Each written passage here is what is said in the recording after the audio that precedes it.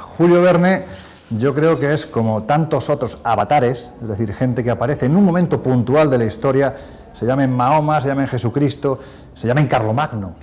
Julio Verne, para mí, era un personaje fuera de su tiempo. Pues de muy joven leía, como imagino que millones de lectores, las obras de Julio Verne, maravillado por todo lo que contaba. Siempre hay que tener en cuenta que aparte del carácter científico que tenía como trasfondo estos relatos, pues había también un misterio, había un enigma que resolver, y como apasionado de todo lo relacionado con los misterios, pues se unían dos grandes facetas, la literatura y los misterios, los enigmas, la ciencia, y de ahí comenzó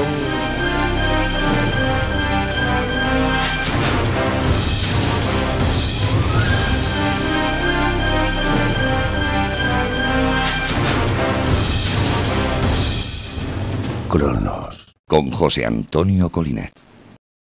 De nuevo un programa más de Cronos. Vamos a intentar acercar la investigación, la historia, los comentarios, las anécdotas, las curiosidades a su hogar a través de esta pantalla amiga.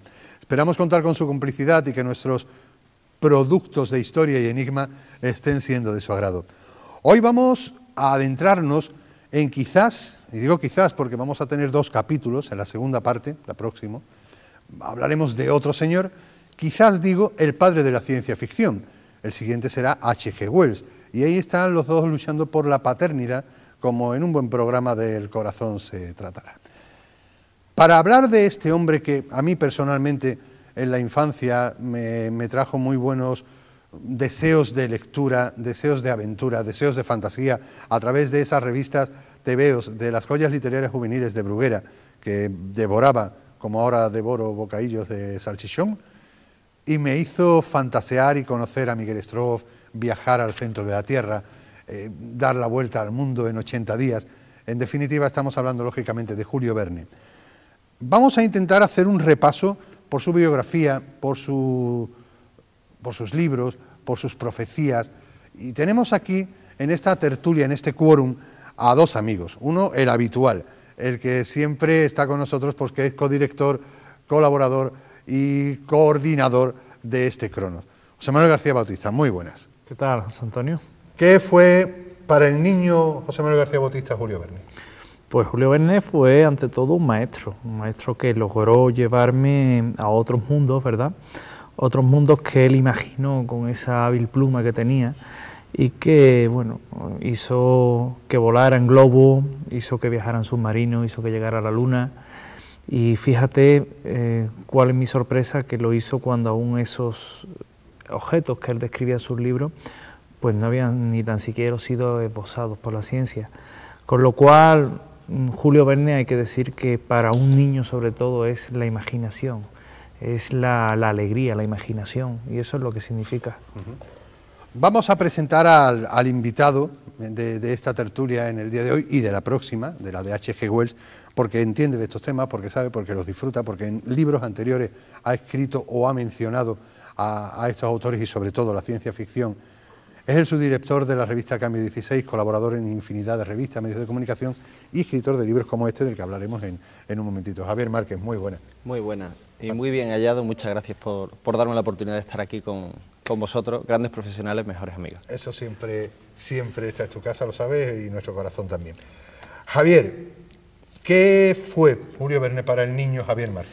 Pues sobre todo fue un guía de viaje a través de innumerables aventuras literarias. Creo que es una suerte encontrarse a determinada edad con unos libros que te sumergen por igual en unas tramas, unas aventuras fantásticas, y al mismo tiempo que te despierten el cariño por la literatura, porque es genial cuando uno ve a un crío leyendo un libro de Julio Verne, que no estamos hablando ahí de un librito de 80 páginas o de 100 páginas, sino que son tomos de tomo y lomo, ¿no? Sí, sí. Y entonces una gran satisfacción coger uno de esos libros, perderte en esas aventuras, viajar por todo el mundo, meterse además en esos inventos de los que ya hablaremos y en definitiva descubrir la magia de la literatura. Para mí fue uno de los grandes maestros en ese sentido. ¿Es culpable quizás Julio Verne de esto, de Los rebeldes de Krau, que es tu última novela calentita, recién salida? Pues en cierto modo sí, porque también esta novela juega un poco con el mundo de la fantasía o de la ficción fantástica, como la queramos llamar, ¿no? Porque aquí tenemos evidentemente una trama sobre un mundo paralelo, pero que al mismo tiempo es muy parecido prácticamente igual al que vivimos. Muy de moda. Exactamente. Muy de moda con exactamente, las distopías y todo este asunto, pero ante todo y por encima de todo es una aventura en la que tenemos pues un grupo de amigos que van a tener que salir adelante superando pruebas y luchando contra una serie de villanos para sobrevivir, y en ese sentido, pues por supuesto, Verne y todo su universo son un referente. Empezamos a hablar de Julio Verne, pero vayan corriendo a disfrutar de este libro, Los rebeldes de Grao, de Javier Márquez, con prólogo de José Carlos Somoza y de la editorial Hidra, ¿no? O de los dos libros, por ejemplo, que tiene en el mercado, tiene más, pero dos que son Los nazis en Sevilla o El camino secreto aquí de José Manuel García Bautista. Julio Verne nace en Nantes, se llama realmente Jules Verne porque es francés, hijo de Pierre, un hombre de leyes, un abogado importante, o por lo menos de una familia media alta de la Francia de 1820 y pico, que es cuando nace el señor Verne, Julio Verne, y un Julio Verne que, al contrario de lo que mucha gente entiende o se ha dicho, sí viajó mucho. Existe la creencia de que su padre un día le prohíbe viajar y ya Verne empezó a viajar con la imaginación. Pero no es del todo cierto, ¿no, José Manuel García Bautista? No, no es del todo cierto porque Julio Verne tiene un desencuentro, como bien has comentado, con su padre. Él, cuando es muy joven, tenía apenas 12 años, pues se embarca en un navío que iba rumbo a la India, que se llamaba Corail, en busca de un collar para las mujeres románticas, que también Cronos tiene un poquito de romanticismo, ¿eh? Julio Verne está enamorado de su prima, que creo que se llamaba Caroline o algo así, Caroline, y entonces, para conquistar el amor de su prima, de la que está enamorado, decide buscarle el collar más grande y más bonito del mundo. Se entera que los collares más grandes y más bonitos del mundo están en la India, y entonces se mete de polizón en un barco que va a la India para conseguir ese collar, entregárselo a su prima y pedirle que sea su mujer para los restos. Efectivamente. Pero su padre lo coge antes de que ese barco zarpe y, bueno, lo castiga, lo encierra en su habitación, y es cuando Julio Verne comienza un poco a viajar con la imaginación. Pasa unos momentos difíciles en París, cuando se traslada para estudiar y a trabajar, y donde tiene los inicios de su vida literaria, pero cuando le llegan los éxitos editoriales, que también se hacen de esperar, es cuando Julio Verne se compra un primer barco, el Saint Michel. Con el Saint Michel realiza una serie de viajes por el Mediterráneo, y posteriormente con otro barco de mayor envergadura, como era el Saint Michel III, pues ya realiza unos ciertos viajes que sí hacen que ese Julio Verne vea más mundo y que indudablemente lo sepa recoger y lo sepa fotografiar con palabras a lo largo de las hojas de sus obras, como, bueno, han quedado ya de una forma inmortal. Javier Márquez no solo viaja, sino que además viaja y absorbe para luego toda su obra posterior, ¿no? Sí, y además eso creo que lo podemos ver en su literatura. Sin duda queda muy bien en la leyenda, como tú has dicho, de que él no puede viajar, así que viaja con la imaginación. Realmente él nos hace viajar con la imaginación, pero para escribir las obras que nos ha legado, indudablemente tuvo que conocer, a lo mejor no directamente todos aquellos paisajes que nos describe, pero sí muchos de ellos, y la experiencia de tomar un tren, de tomar de coger un barco, hay muchas experiencias, mucha descripción en su narrativa, y desde luego todo eso bebe de los viajes que hizo, de los viajes que planeó, pero no llegó a hacer en aquellos primeros años, y toda la experiencia y la ansiedad sin duda se fundieron para dar lugar a aquellas obras. Se enamora de la idea de la aventura, de la idea de viajar, por una profesora. Estamos hablando de Julio Verne, 5 hermanos, Pierre Verne, como digo, un padre severo, un padre de la época, del 1800 y pico, y una profesora, entre clase y clase, pues cuenta las aventuras y desventuras del abuelo Cebolleta, de su marido, marinero mercante, que viaja mucho. Y Verne, que no es buen estudiante, sin embargo, esa lección sí se la aprende muy bien, las aventuras del marido marinero de su profesora. Y eso le lleva a querer viajar, a querer fantasear, a querer incluso escribir. Y empieza a hacer obritas de teatro, pero su padre le exige que vaya a París a estudiar para abogado. Y allí va, a París, al París de los grandes mitos de la literatura, de los grandes pintores, al París de la Bohemia. Allí vemos a un Verne que acepta la conclusión de su padre de que estudia abogacía por poder estar cerca de ese mundo bohemio. Así tener dinero, pasar como pueda el curso, pero sobre todo mezclarse entre lo que él quería, el mundo del arte, ¿no, José Manuel? Efectivamente, año 1847, Julio Verne llega a París con la firme intención familiar de estudiar leyes, y Julio Verne, bueno, pues sí, se dedica a eso durante un tiempo, pero posteriormente se comienza su actividad literaria. Él comienza a escribir obras de teatro. La primera se llamaba Alejandro VI, no tiene demasiado éxito, si bien es verdad que todas ellas se llegan a estrenar, pero Julio Verne realmente aquello iba a servir para ir desarrollando esa capacidad que él tenía. Entre tanto, pues desempeña otra serie de trabajos en París, hace de corredor de bolsa, escribe pequeñas columnas en diario y sigue con esa actividad literaria para esas obras de teatro. Y allí, pues precisamente coincide con todo un grande de las letras de la época, como era Alejandro Dumas. Atención a la coincidencia, cuento la anécdota porque me la sé.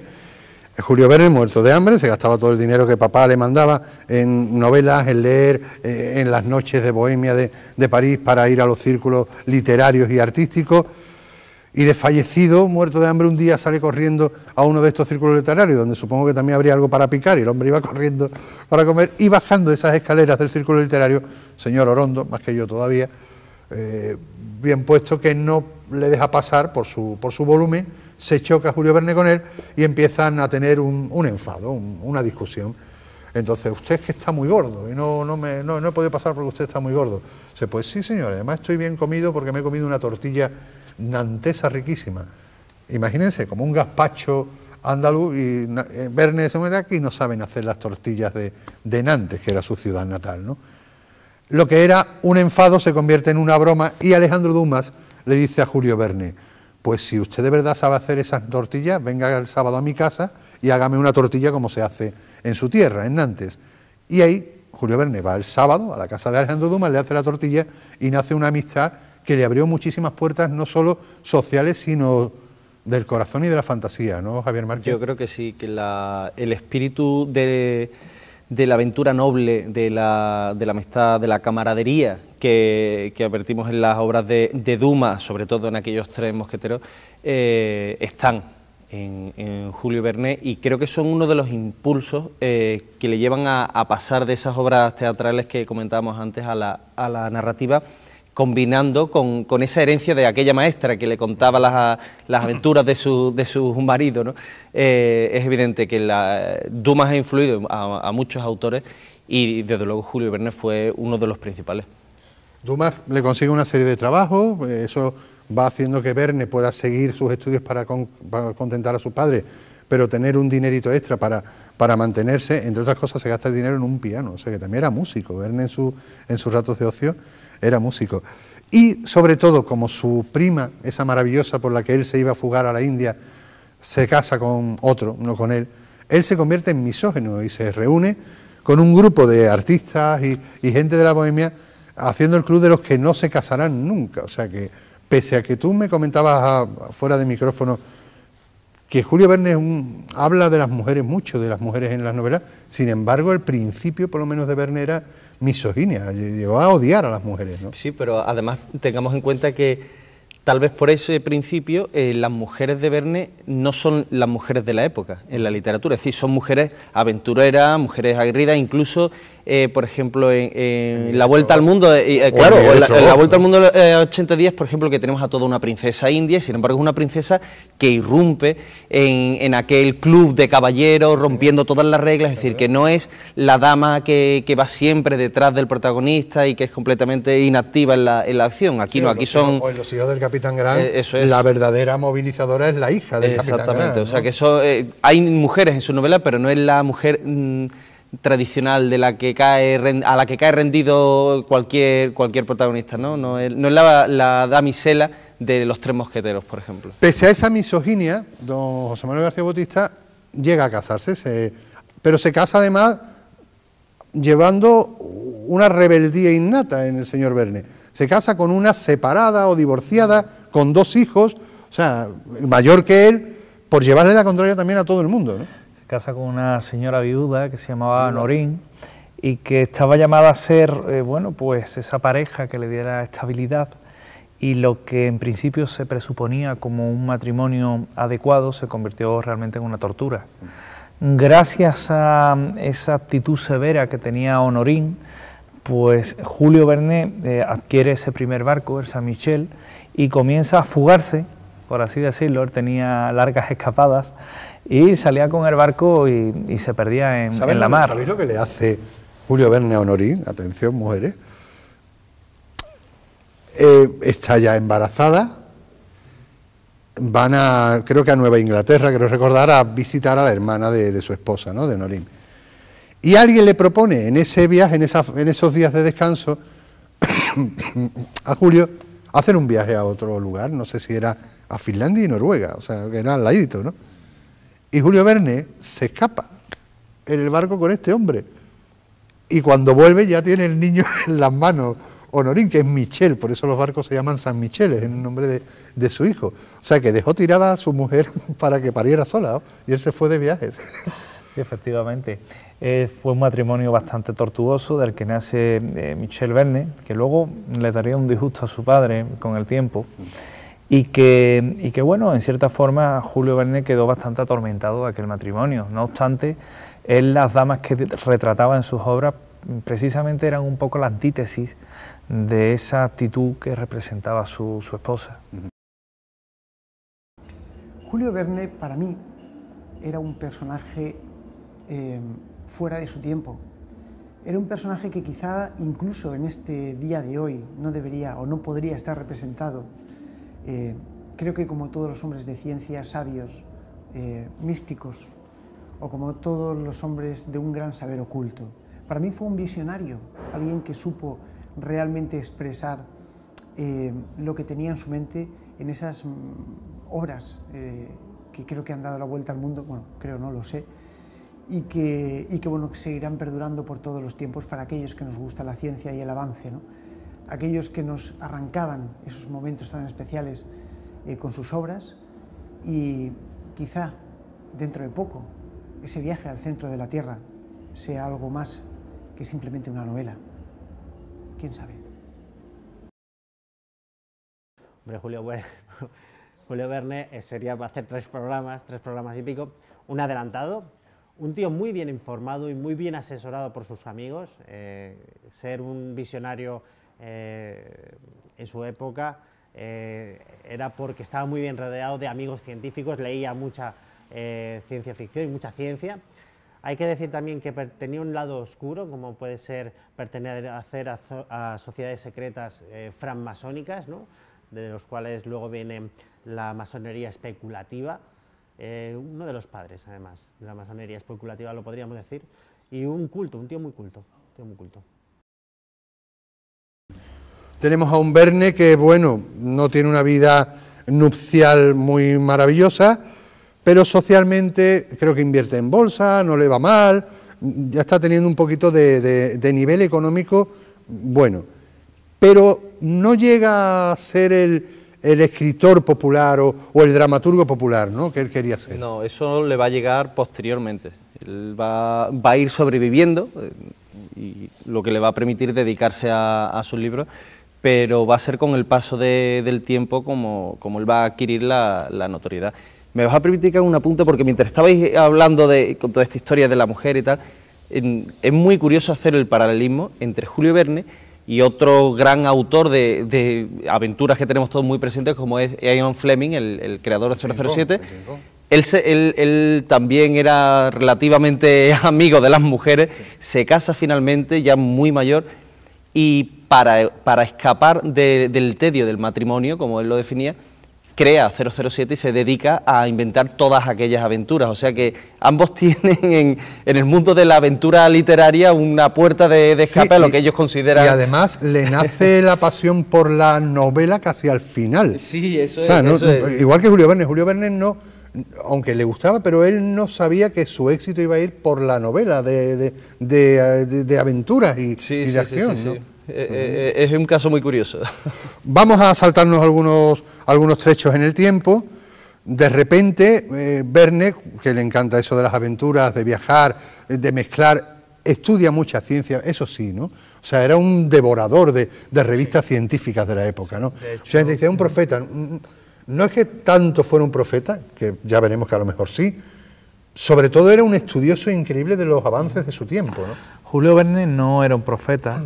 Con Julio Verne nace un estilo literario que era aquella literatura de anticipación, pero que tampoco realmente era como tal, ¿no? Dicho así, parece que Julio Verne casi que predecía los acontecimientos que iban a venir, los acontecimientos científicos, y tampoco era así. Realmente Julio Verne estaba muy informado de los avances científicos de su época, le gustaba estudiar todas las fichas científicas que iban saliendo, que se decían en los diarios, incluso pequeñas columnas que fabulaban un poco con el futuro, pero con una base científica, y Julio Verne las iba coleccionando. Tiene obras que sí es verdad que son un poco más difíciles de explicar por el grado de certeza que tiene, como por ejemplo de la Tierra a la Luna, pero en el resto de obras anteriores sí es verdad que tiene una serie de inventos, una serie de objetos, artilugios muy descritos, él era muy descriptivo, en los que se basa realmente en una realidad científica que existía en la época. Hasta ahí todo tenía una base. Más o menos, Javier, en esa época empieza incluso sus amistades de artistas, bohemios y escritores, empieza a haber científicos y estudiosos de la ciencia dentro de sus amistades. Claro, de hecho es muy curioso, ahora que comentabais lo del tema del detallismo en sus obras, se dice que si uno coge 20.000 leguas de viaje submarino y se pone a reunir todos los datos que da sobre el Nautilus, sería factible crear un submarino a partir de toda la descripción que hace Julio Verne, porque realmente era un hombre que se documentaba muy bien. Tenía mucho interés, no era un científico profesional, no había estudiado ciencia, pero sí tenía muchas inquietudes, aparte lógicamente de un gran instinto para el tema, como ha quedado demostrado. Pero eso le hizo, efectivamente, ir rodeándose. También tengamos en cuenta que estamos a comienzos del siglo, finales del XIX, comienzos del XX, cuando todo el mundo de la ciencia, de la tecnología, pues experimenta tecnología primigenia, experimenta un gran desarrollo, ¿no? Y entra de lleno en la sociedad, sobre todo en la sociedad victoriana, va a tener mucho calado. 60 viajes extraordinarios, la mayor operación de editorial de la época. O sea, estos dos escritores que tengo aquí, ojalá pudieran firmar algún día el contrato que firmó Julio Verne con un señor llamado Hetzel. La historia de las historias de Julio Verne tras esta pausa publicitaria.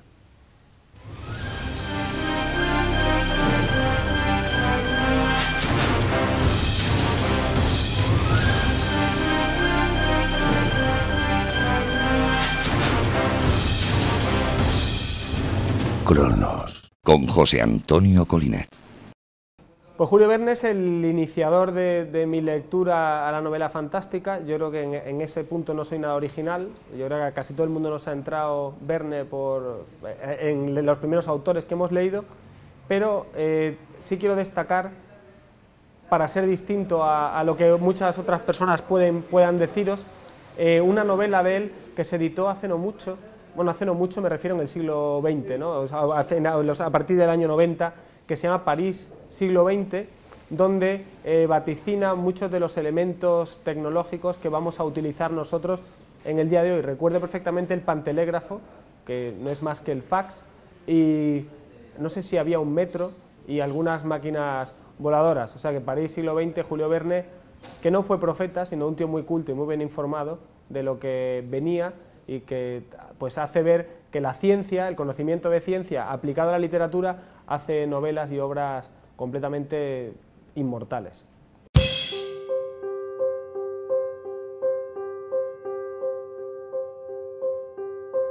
Pues seguimos en Cronos.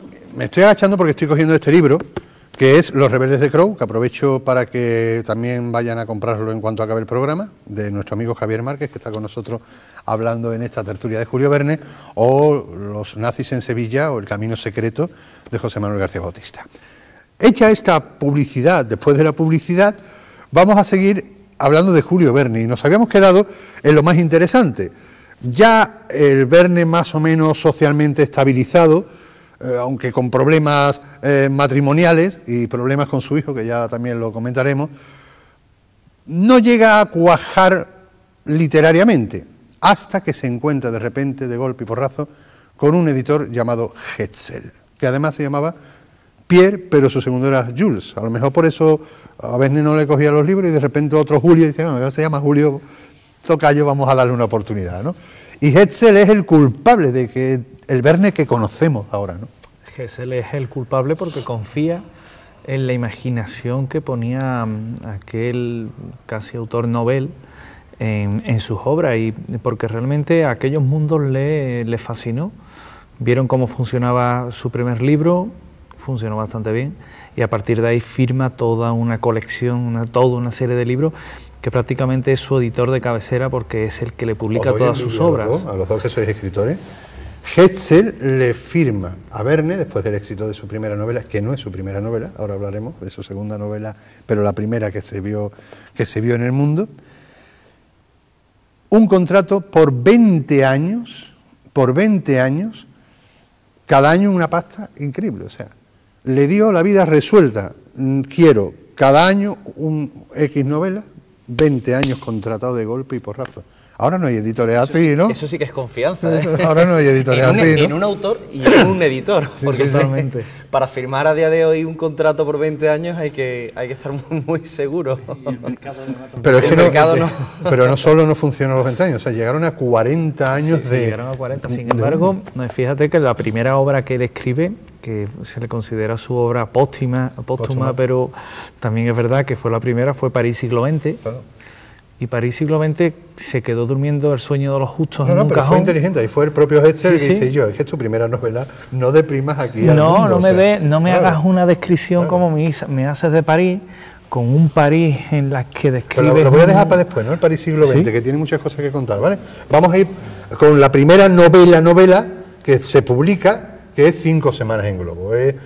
Ese primer viaje en globo, y el globo todavía no existía, o estaba empezando los hermanos Montgolfier, etcétera, estaban empezando a hacer algunas pruebas, ¿no? O sea que ahí empezamos ya con el adelanto científico, ¿no?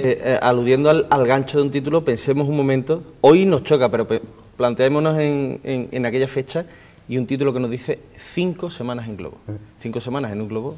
Tiene tela. Tiene tela, ¿no? Entonces yo creo que es un título con gancho comercial, ¿no? ¿Qué hará 5 semanas en globo? ¿Cómo se las apañarán? Yo creo que es una de las cosas, ya después lo comentamos si queréis, una de las cosas más fascinantes de Julio Verne son los títulos de sus novelas. Y ya estamos acostumbrados a escucharlos, pero son unos títulos fantásticos. Hoy día es difícil encontrar títulos tan buenos que además no engañan al lector para nada. No, era son muy una descripción descriptivo, perfecta. porque te venía a decir lo que te ibas a encontrar dentro de las páginas de ese libro, ¿no? En 5 semanas en globo, los hermanos Montgolfier creo que inventaron o desarrollaron el primer vuelo en el año 1793, lleva ya casi un siglo. Pero sí es verdad que la aviación aerostática no fue, ni es, ni será, desde luego, todo un ingenio, ni todo un avance, ¿no?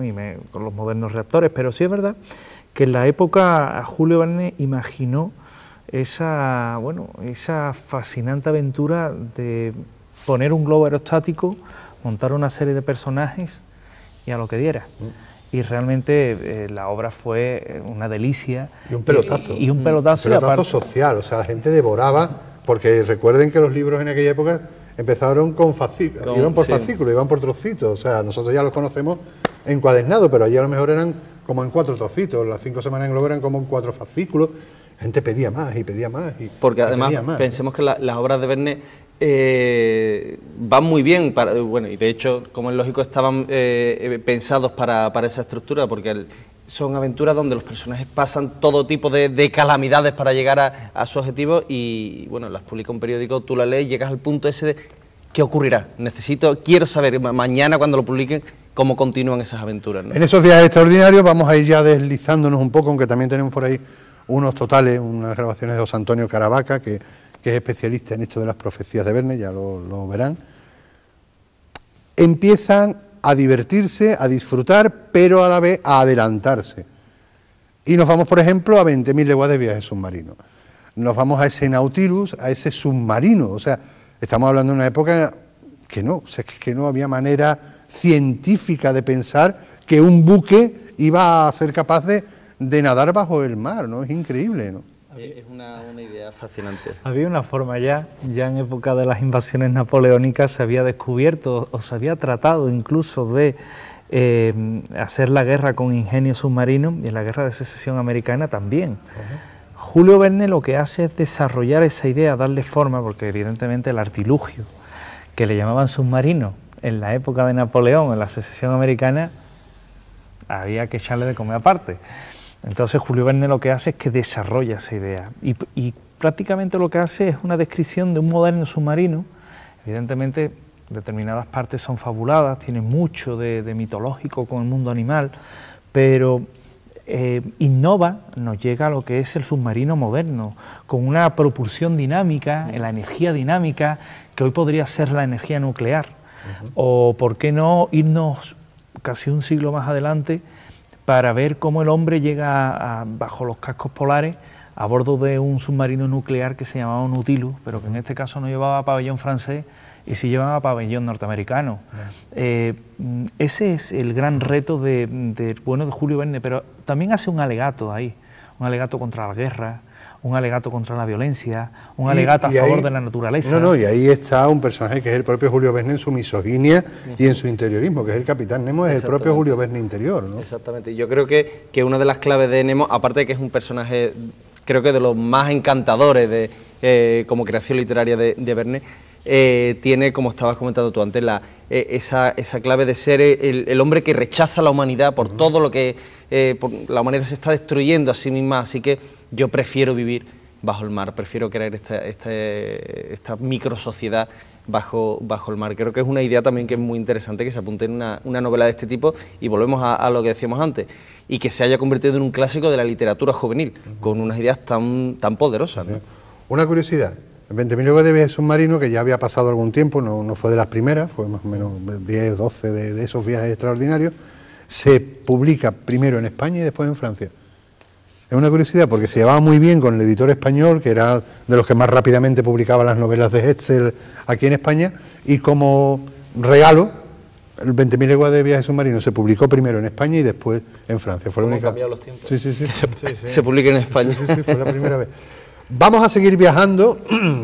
Otro de los clásicos que nos hacen adelantarnos en el tiempo, evidentemente, es De la Tierra a la Luna. De la Tierra a la Luna. Yo creo que es el más descarado, o sea, porque ella no solo dice que tres hombres, no 4 ni 5, 3 hombres van a viajar a la Luna, pero ¿qué te dice?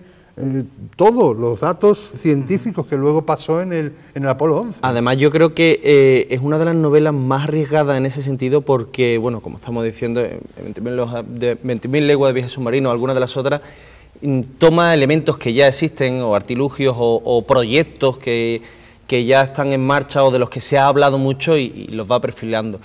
Pero evidentemente en la fecha en la que escribe Julio Verne no hay ningún proyecto de viajar ni a la Luna, ni al espacio, y lo más que vamos a tener cerca es aquella película de Méliès, ¿no? Exactamente, pero era pura ficción, ahí no existía proyecto alguno, ¿no? Entonces yo creo que en ese sentido que es uno de las ideas, de las novelas más arriesgadas de Verne, y donde da mucho el pleno, ¿eh? Una novela además donde, fíjate que hasta la época el único que se había atrevido a hablar de un viaje a la Luna había sido Cyrano de Bergerac, quien también habla de un cohete de 3 etapas, como fue el Apolo 11, y yendo en esa línea, él apunta a la posibilidad de llegar a la Luna en un viaje con 3 tripulantes por una cuestión de peso y de espacio, como luego en el viaje del Apolo también ocurriría, una cuestión de peso y de espacio, de cómo ese cohete aprovecha un poco la fuerza de la gravedad para salir de la Tierra, de cómo calcula una aceleración determinada que es justamente la aceleración... incluso, atención, y ya es por lo de la profecía, incluso dice, ese cohete de la novela es lanzado en Florida. Cabo Cañaveral, donde realmente salió el cohete a la Luna, está en Florida, o sea, y él, 1800 y pico, dijo que era desde Florida. Pero incluso el alunizaje y posteriormente lo que es la toma de tierra de ya el módulo, él lo ubica en una zona determinada del mar, que es donde realmente también se recoge a aquellos ya supervivientes de aquel casi milagroso viaje a la Luna. Es sin duda la obra más inquietante de Julio Verne porque, no nos engañemos, finales del siglo XVIII, principios del XIX, el hombre bastante tenía con pensar en cruzar el Atlántico con cierta seguridad, hasta que llegó el Titanic y se hundió, como para encima pensar en llegar a la Luna. Pues Julio Verne no solo piensa eso, sino que además lo lleva a la práctica, además de una forma muy acertada, con unos datos científicos muy precisos, velocidad de escape, velocidad de fuga una vez que está llegando al espacio, lo que se llama una puerta en la atmósfera para la reentrada. O sea, él innova con una serie de datos de parametría que hoy día son muy acertados. Evidentemente hay sus diferencias, ¿no? La ciencia que hoy manejamos no es la ciencia del siglo XVIII, del siglo XX o del siglo XIX, del siglo XX. Es ahí, sin duda alguna, una de las obras más inquietantes de Verne, aunque Verne también fue capaz de hablarnos de los ingenios nucleares, por ejemplo, de una explosión nuclear en su libro La bandera, creo que es, Bajo la bandera. Y los 500 millones de la Beagle. Y los 500, exactamente, y nos habla de ingenios nucleares, de ingenios que son capaces de crear y de desatar el poder atómico. Tampoco es pensable, tampoco se puede llegar a imaginar. O se adelanta, por ejemplo, Javier, a la llegada al Polo Norte, la efigie de los hielos. O sea, se adelanta, eso a lo mejor él ya preveía porque tiene esa reunión de amigos, pero bueno, pero son muchos detalles. Todos los detalles de cómo llegar al Polo Norte en la efigie de los Sobre hielos. todo, creo que lo más interesante es la riqueza de detalles. Lo que estabas comentando antes, la puerta de entrada, los cálculos para el viaje, que evidentemente hoy se ven y hay diferencias, pero es que estamos hablando de hace más de un siglo. Hemos intentado, perdón, ir al volcán que se nombra en el viaje al centro de la Tierra. ¿Se ha intentado? Sí. Imposible, ¿no? El viaje al centro de la Tierra, no de momento es una novela, ¿no? No es factible, como mucho el pozo de cola, aquel famoso pozo de cola de los sonidos del infierno, las voces. Pero no, porque evidentemente cuando se llega a cierta profundidad ya te encuentras las capas magmáticas, y ahí no, el ser humano no puede. Pero sí es curioso, es inquietante, él además concibe, él va escribiendo porque partes de ese libro los desarrolla junto con La isla misteriosa. O sea, y prácticamente aquellas piezas que no podían ser encajadas en la isla misteriosa, las ibas desechando. Le doy un dato a la gente más joven, La serie Perdidos, pelotazo, yo mismo me la he tragado, al final asqueroso, esa es mi opinión, pero bueno, un pelotazo de la década, ¿no? Es la isla misteriosa, o sea, es un grupo de personas que caen en una isla donde viven otros. Eso es la isla misteriosa de Julio Verne, o sea, lo que es la historia de la serie Perdidos está basada en la isla misteriosa, o sea que en la actualidad se siguen cogiendo referencias o viviendo de las aventuras de Julio Verne. Hay muchas. Recientemente además se estrenó hace 3-4 años una película bastante curiosa, por cierto, sobre un posible viaje al centro de la Tierra, pero en este caso que dejaba de lado todo el tema de los mundos, de mitología y todo esto de Julio Verne y planteaba un viaje real. Pero que tenía a Verne como referente, ¿no? Quería hacer ahí una reflexión. ¿Habéis fijado lo opuestas que son las obras de Verne? Es decir, o se va a obras que tratan de captar toda la esencia científica de una cuestión, el viaje a la Luna, las 20.000 leguas de viaje submarino, etcétera, teniendo una aventura ahí, pero con una base muy científica, o bien deja de lado completamente cualquier prueba científica para entregarse por completo a la aventura, como en el viaje al centro de la Tierra. O Los hijos del Capitán Grant, por ejemplo, La vuelta al mundo en 80 días. Hay momentos de Julio Verne donde lo que hace es como una guía de viajes. Exactamente. Los hijos del Capitán Grant es un viaje por Sudamérica, por toda esta zona. La vuelta al mundo en 80 días, evidentemente, por todo el mundo. Miguel Strogoff es un correo del zar perseguido, pero es un viaje para mostrarle al mundo de esa época esos lugares que había en otros rincones, un Marco Polo viajero que lo escribe, ¿no? Sí.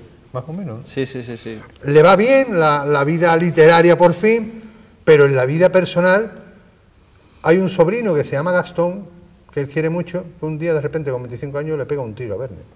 Efectivamente. Y lo hiere, simplemente lo hiere. Y este hombre luego pasa el resto de su vida en el manicomio. Pero no es que es su sobrino, es que su hijo, el hijo Michel, tenía narices, ¿no? Sí, su hijo... O él con su hijo. Bueno, realmente es que a Julio Verne también se le acusa de no haber atendido convenientemente a su familia. Hombre, de momento se fue mientras nacía, ¿sabes? Claro, con lo cual... Que no es empezar con buen pie. ¿no? Con lo cual, eso sí se le reprocha a Julio Verne y en cierta forma es que es verdad. No hubo un amor paternal hacia ese hijo porque como él realmente no lo recibió de su padre. Claro, porque realmente no existió ese amor paternal. Sí es verdad que luego, cuando se recupera esa obra casi perdida, sí es verdad que se comenta que llevan incluso parte del hijo, de su propio hijo Michel, porque al fin y al cabo Michel era alguien que admiraba a su padre. Lo que pasa es que por esa desatención, pues la vida no le sonríe. No, Julio Verne lo tiene todo en correccional, incluso lo mete en manicomio porque dice que es un rebelde como el propio Verne, era un rebelde de joven, o sea, que realmente estaba siguiendo los pasos de su propio padre, ¿no? Y Michel no sé si es que adoraba tanto al padre o que cuando murió el padre se ahora sacar dinero. Pero sí es cierto que muchas de las obras, algunas de las obras de Verne llegan a nosotros gracias a Michel y al hijo de Hetzel, ¿no? O sea, que ya hasta los hijos siguieron esa unión Hetzel, editor, Verne, escritor, ¿no? Julio Verne, yo creo que es como tantos otros avatares, es decir, gente que aparece en un momento puntual de la historia, se llamen Mahoma, se llamen Jesucristo, se llamen Carlomagno. En este caso, Julio Verne está tan cercano a nosotros que quizás no le damos la importancia que realmente tiene y seguramente dentro de unos siglos se le dará, porque este hombre fue un visionario. Yo no sé si este señor realmente tenía conocimientos espiritistas, puesto que estamos hablando de que en la época realmente productiva de Julio Verne es cuando el espiritismo como religión está en su máximo apogeo. Yo no sé si este hombre tuvo algún tipo de visión, entró en trance, llegó a conocer, a visionar lo que otros en tiempos pasados, llamáranse Santa Teresa, Nostradamus, llegaron a acceder a ese conocimiento de una forma pues prácticamente fútil. Yo no sé si lo consiguió, pero lo que está claro es que lo que este hombre dejó escrito posteriormente, como ha ocurrido también, por ejemplo, con Leonardo da Vinci, se ha hecho realidad, se ha demostrado como cierto. Por lo tanto, ya no estamos ante cuestiones intangibles, sino que estamos ante algo que este hombre vio en un momento en el que, en teoría, eso no existía. Por lo tanto, pues quizás hay que darle más importancia a este personaje del que se le ha dado hasta ahora. Me quedan 2 minutos, me parece, ¿no? 3 minutos, gracias, para terminar ya este Cronos de esta semana, con lo cual H.G. Wells se va a quedar reducido a una parte porque tendremos que seguir el próximo capítulo, la próxima semana. La primera parte la dedicaremos a Verne, que se nos han quedado cosas en el tintero, y la segunda a H.G. Wells, La máquina del tiempo, El hombre invisible, La guerra de los mundos. Y entre otras cosas hablaremos de esa primera novela que escribió Julio Verne, París siglo XX, pero que no se publicó hasta el año 1994. ¿Por qué? Quédense con nosotros la próxima semana, el próximo capítulo, y se enterarán. Se enterarán de... ¿Es de verdad un profeta?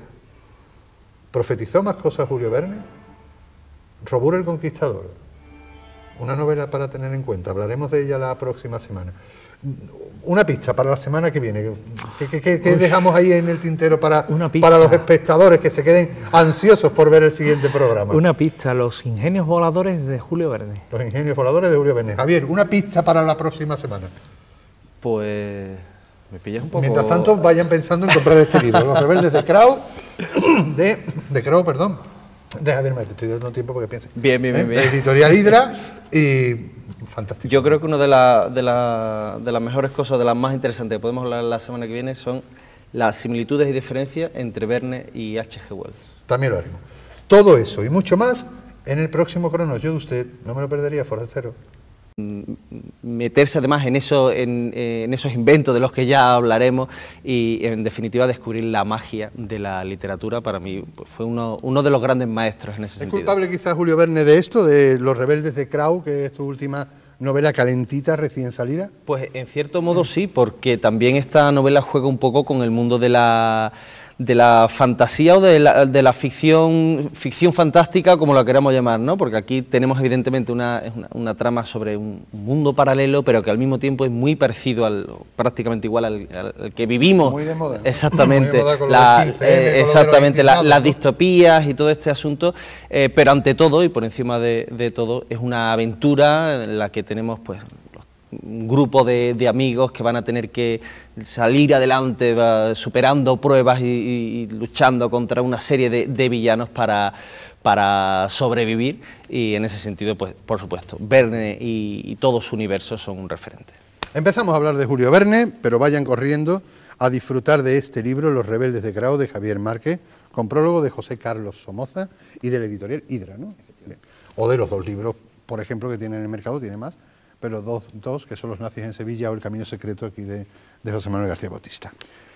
Julio Verne nace en Nantes, se llama realmente Jules Verne porque es francés, hijo de Pierre, un hombre de leyes, un abogado importante, o por lo menos de una familia media alta de la Francia de 1820 y pico. Que esbozados por la ciencia, con lo cual Julio Verne, hay que decir que para un niño sobre todo es la imaginación, es la alegría, la imaginación, y eso es lo que significa. Vamos a presentar al invitado de esta tertulia en el día de hoy y de la próxima, de la de H.G. Wells, porque entiende de estos temas, porque sabe, porque los disfruta, porque en libros anteriores ha escrito o ha mencionado a estos autores y sobre todo la ciencia ficción.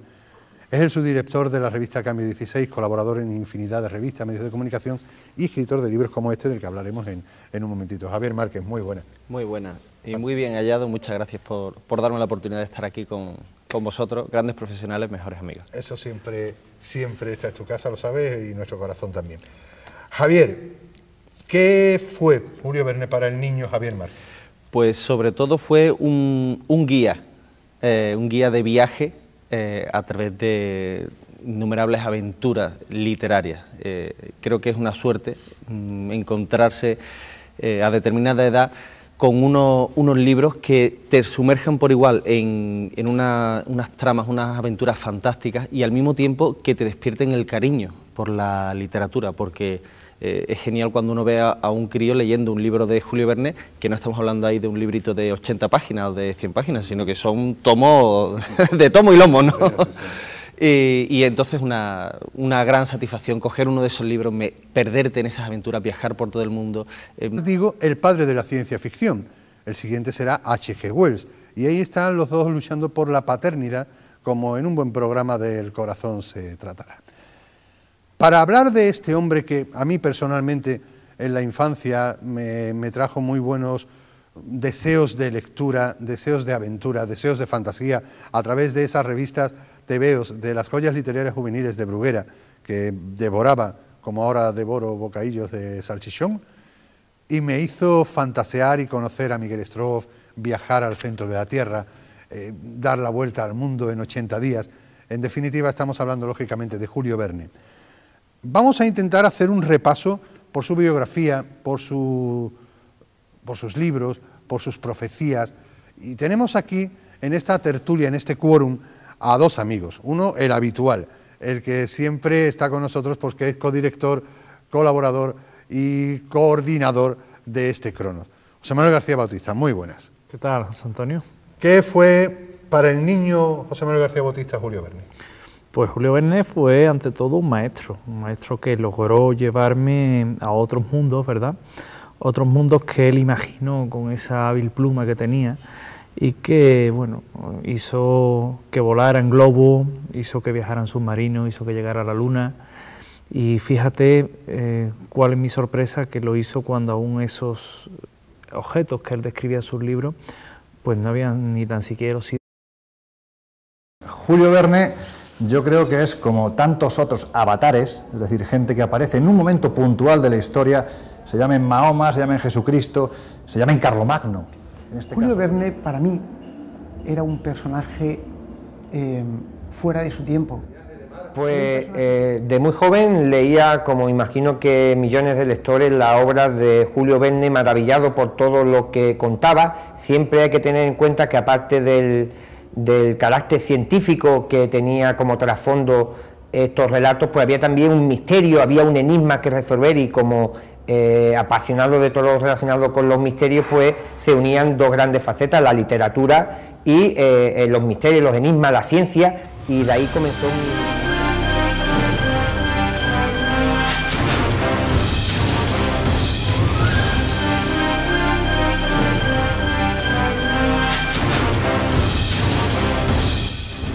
Cronos, con José Antonio Colinet. De nuevo un programa más de Cronos. Vamos a intentar acercar la investigación, la historia, los comentarios, las anécdotas, las curiosidades a su hogar a través de esta pantalla amiga. Esperamos contar con su complicidad y que nuestros productos de historia y enigma estén siendo de su agrado. Hoy vamos a adentrarnos en quizás, y digo quizás porque vamos a tener 2 capítulos en la segunda parte, la próxima, hablaremos de otro señor, quizás cuando nace el señor Verne, Julio Verne, y un Julio Verne que, al contrario de lo que mucha gente entiende o se ha dicho, sí viajó mucho. Existe la creencia de que su padre un día le prohíbe viajar y ya Verne empezó a viajar con la imaginación. Pero no es del todo cierto, ¿no, José Manuel García Bautista? No, no es del todo cierto, porque Julio Verne tiene un desencuentro, como bien has comentado, con su padre. Él, cuando es muy joven, tenía apenas 12 años, pues se embarca en un navío que iba rumbo a la India, que se llamaba Corail. En busca de un collar para las mujeres románticas, que también Cronos tiene un poquito de romanticismo, ¿eh? Julio Verne está enamorado de su prima, que creo que se llamaba Caroline o algo así, Caroline. Y entonces, para conquistar el amor de su prima, de la que está enamorado, decide buscarle el collar más grande y más bonito del mundo. Se entera que los collares más grandes y más bonitos del mundo están en la India. Y entonces se mete de polizón en un barco que va a la India para conseguir ese collar, entregárselo a su prima y pedirle que sea su mujer para los restos. Efectivamente. Pero su padre lo coge antes de que ese barco zarpe y, bueno, lo castiga, lo encierra en su habitación, y es cuando Julio Verne comienza un poco a viajar con la imaginación. Pasa unos momentos difíciles en París, cuando se traslada para estudiar y a trabajar, y donde tiene los inicios de su vida literaria, pero cuando le llegan los éxitos editoriales, que también